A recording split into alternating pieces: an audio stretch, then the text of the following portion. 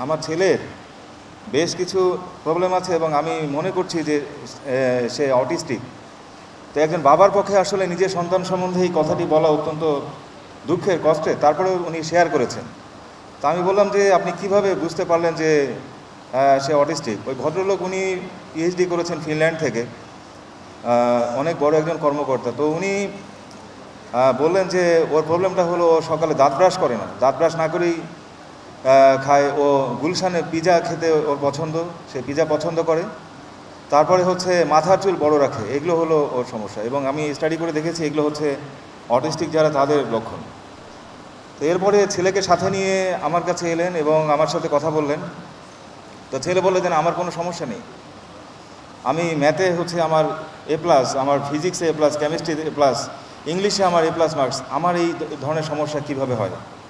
এরপরে বাবা এবং ছেলের মধ্যে সম্পর্ক আস্তে আস্তে খারাপ হতে থাকে এবং এক পর্যায়ে ছেলেটি মানে সিদ্ধান্ত নেয় যে আসলে তার বাবা বেঁচে নেই, এরকম একটা।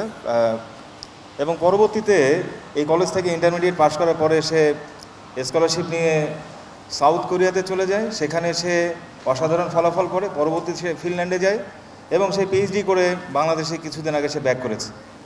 তো এখনও মাঝে মাঝে তার সাথে আমার কথা হয়। তো আমাদের এখানে শিক্ষার্থী যারা উপস্থিত আছে, আসলে এই তরুণদের কার ভিতরে আসলে কি সেটা আমাদের জানা নাই, কিন্তু তাদের আসলে অনেক কিছুই বলার আছে। বলার জন্য তারা প্ল্যাটফর্ম খোঁজে তাদের বিষয়গুলোকে শেয়ার করার জন্য। তো আজকের যে আমাদের আয়োজন আমার দেখেই অনেক ভালো লেগেছে, প্রজেক্ট ওয়েলনেস।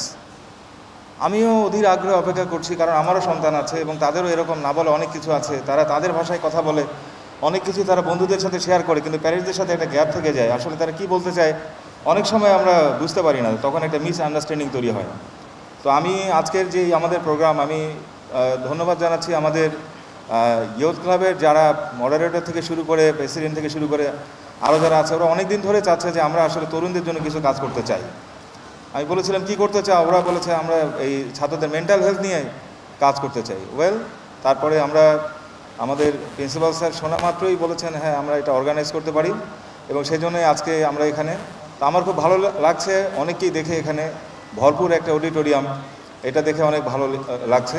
তো আশা করি খুব ফ্রুটফুল একটা আমাদের সেশন এখানে হবে।